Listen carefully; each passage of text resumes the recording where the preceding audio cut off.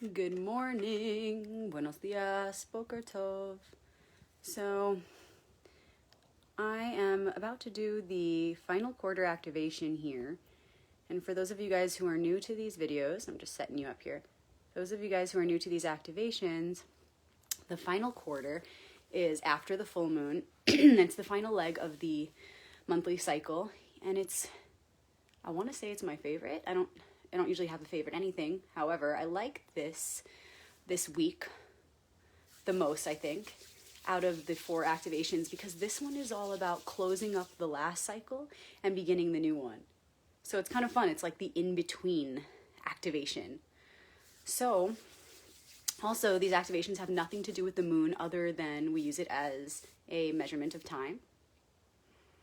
And last week was the full moon, and the message was all about making sure that we shine our awareness on the truth that we are entering a new beginning, that we are leaving behind the nightmare that we've woken up from, right?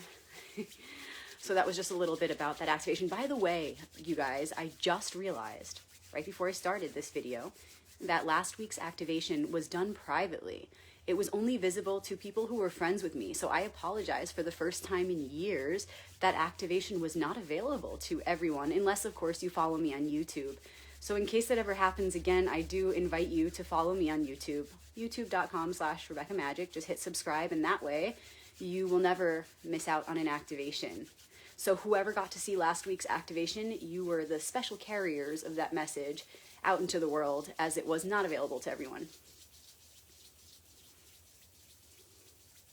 So just as we're tuning in, go ahead and let go of whatever it is you've been carrying with you all week, all month, maybe for a very long time. Just go ahead and put it all down and just be open. Just relax.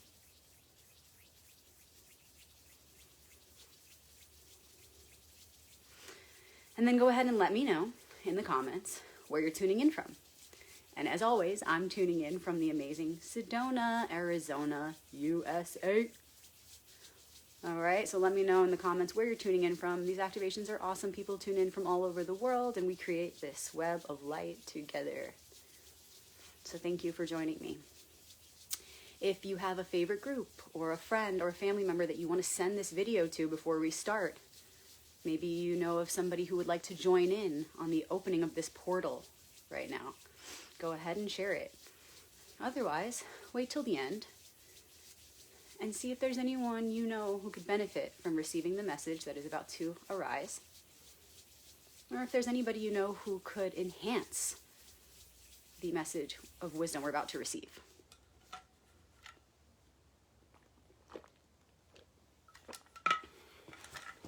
Okay,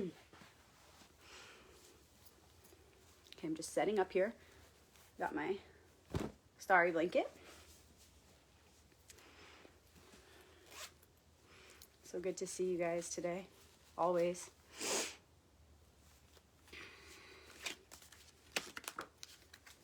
Okay, so again, it's the final quarter, you guys. Oh, it's so good to see you all. Aloha. It's the final quarter, so this is closing up this past chapter and preparing for the new. So what we want to ask today, and we thank you in advance, archetypes, faces of the one, for bringing us your wisdom today. What we would like to know is, what is the completed lesson this month? What is the completed lesson this month? What is the trophy we're taking away this month?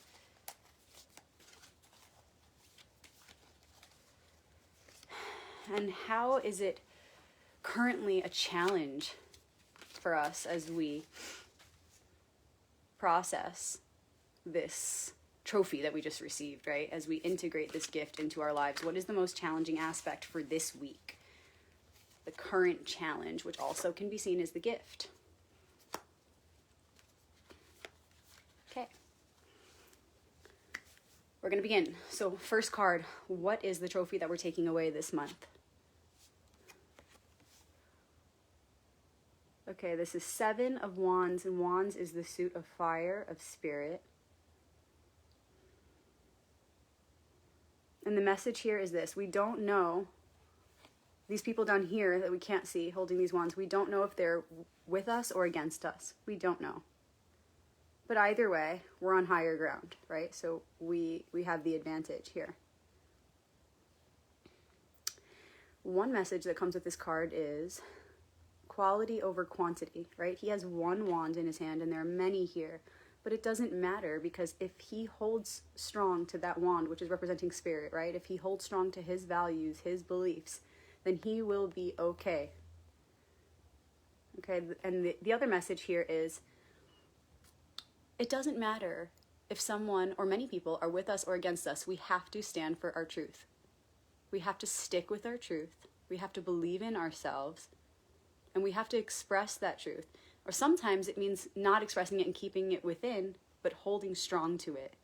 The point is, there are always going to be people in life who don't agree with us. And there will also always be people in life who do agree with us. And I think of the Albert Einstein quote, "Brilliant minds will always receive violent opposition." And I don't necessarily agree. I believe, yes, there will be that, but there's also the whole rest of the picture to look at. Brilliant minds will receive many reflections, not just violent opposition. And why focus on that, right? Why not open up, expand our minds to the understanding that we will receive many different reflections in life. And so ultimately, it's not about that. It's about turning to our center, going inward and asking ourselves, what do we believe?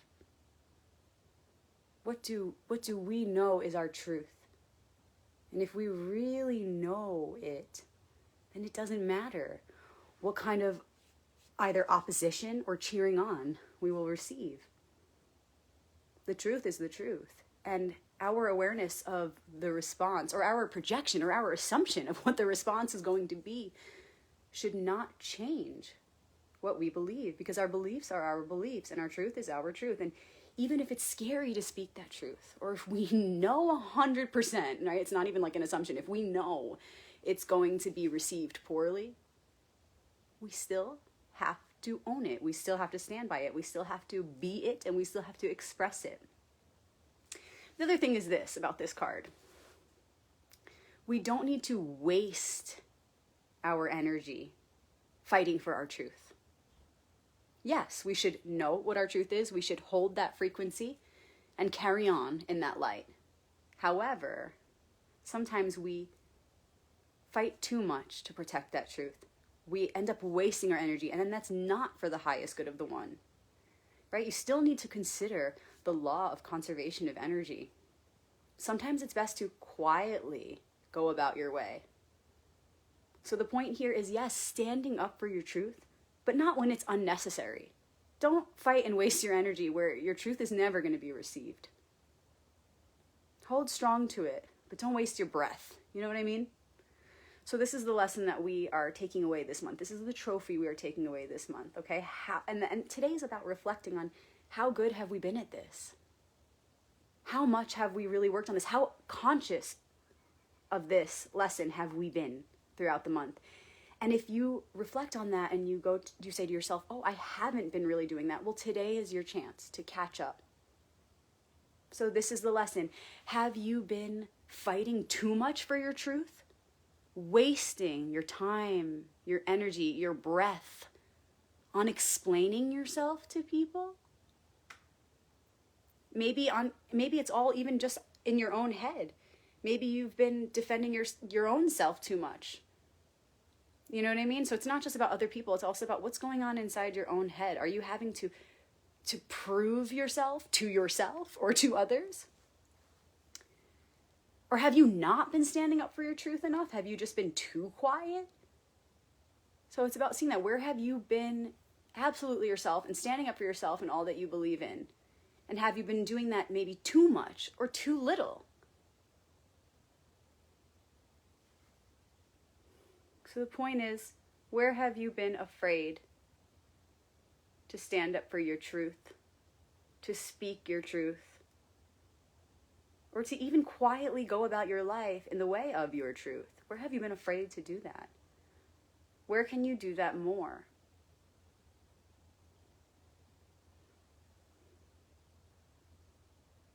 Okay, so don't be afraid of the response. Just be who you are and know that who you really are, if it's who you really are, and you know it in your heart, then be that unapologetically. Be that so confidently. Absolutely, despite whatever the responses are going to be in the world. Because if you know in your heart of hearts, that you are truly embodying and actualizing this expression that is authentic to you, then be so open, embrace whatever the world brings to you in response to that, and know that it is perfect. Because if you are really being you, then the world is going to reflect back to you this truth of who you are. And even the challenges and the struggles that you face in reflection of just being who you are going to be the exact struggles and challenges that you need to get to the next level of being this you that you truly are. Yes, when we are ourselves, truly ourselves, it feels good and we attract magic.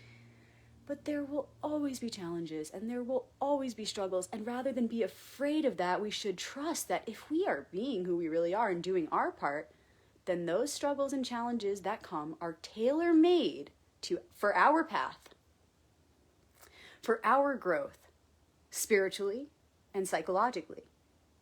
So embrace, be ready for, open up to all of the responses from life that you are going to receive when you start being fully you and living your truth. Today's the day. Catch up. And now, what is our biggest challenge in this? What's the number one thing that we're struggling with in this process of being who we truly are, despite our fear of the responses from the world? Oh, here it comes again. For those of you that follow these activations, this came up last week in the reading. 9 of Swords. 9s are endings. Swords are challenges. It's the suit of challenges.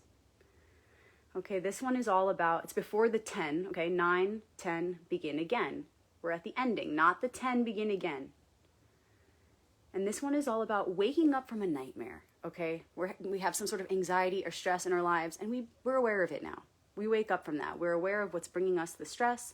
However, here he's got his hands over his eyes. He hasn't removed his hands from his face yet to look down and see this blanket, right? Blankets represent security, protection.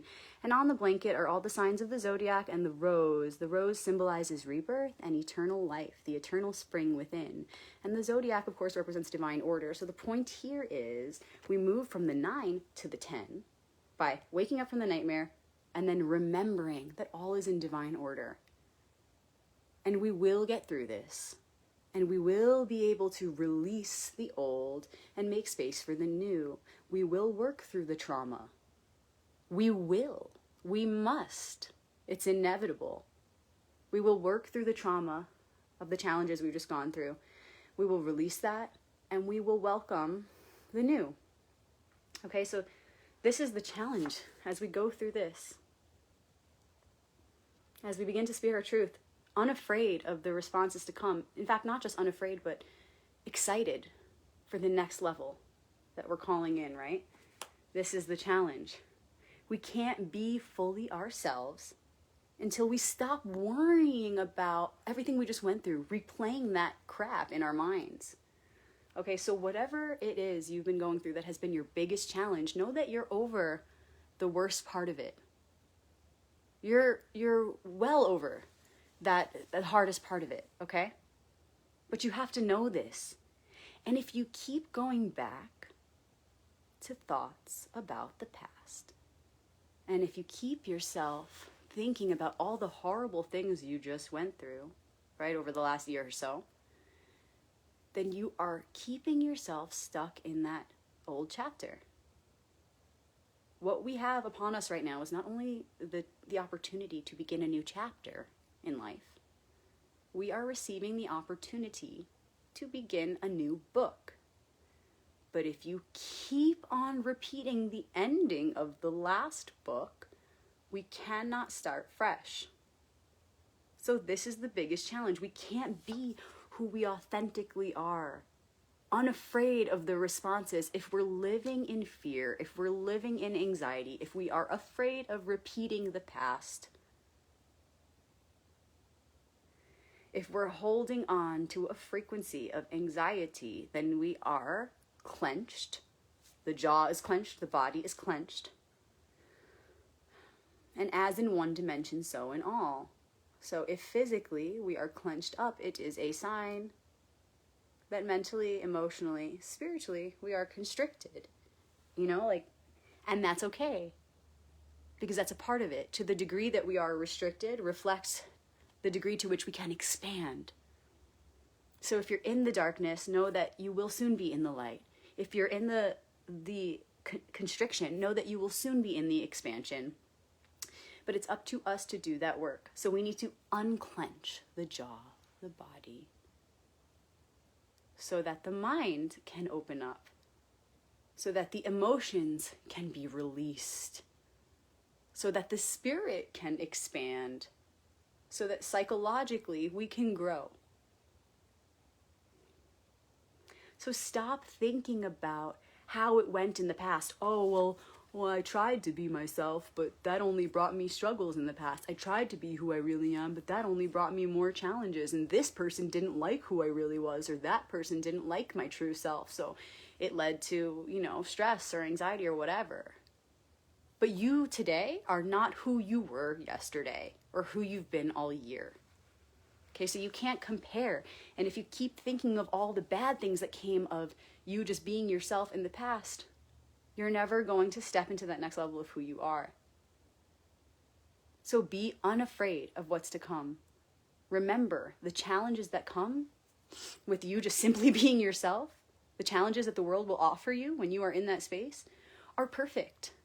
Don't be afraid of them. We can't grow unless we truly be ourselves and welcome those opportunities to be a little uncomfortable, to step outside of our comfort zones where the growth happens.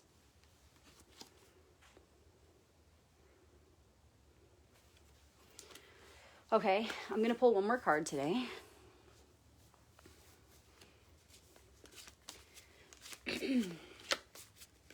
So let's see, I'm feeling this energy of who is our ally? What is the ally card today? And this ally card is also going to give us a hint of what's to come for the new moon next week. The ally will be the one that when we embody it, it helps us to visualize the future and call it in with grace. Attunes us to this future moment in a way that's helpful right here, right now.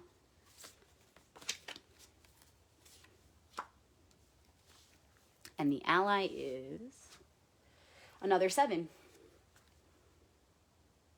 7 of Swords. And again, Swords is challenges. Okay, so we have 2 swords, a 9 and a 7. And then we had a 7 of Wands here. This is the ally and hinting at the future to come. And the 7 of Swords is all about treading carefully. It's about deception. Okay, so the best thing we can do right now is move ahead carefully, move ahead strategically. Don't rush. Don't rush through this part of the process, okay? As you step into who you authentically are, you begin to release fears of how the world is going to respond to that. Don't rush. Take it slow. Be aware of how certain thought programs need to be dismantled, and also be aware of how new thought programs need to be strategized, need to be formed, need to be fabricated, okay? So we're putting the pieces together one by one, or we're dismantling the pieces one by one. Carefully, stay very present with each step of the journey, okay? You don't want to be deceived by others, but really there's only one here. So you don't want to be deceived by yourself. So if you get right with yourself inside, you have no inner conflict, you align your thoughts with your actions, your thoughts with your speech, and you maintain this level of integrity, then you don't have to keep looking over your shoulder in fear. Then you don't have to worry about being deceived by someone else, because you got you. Because you are solid, because you are stable.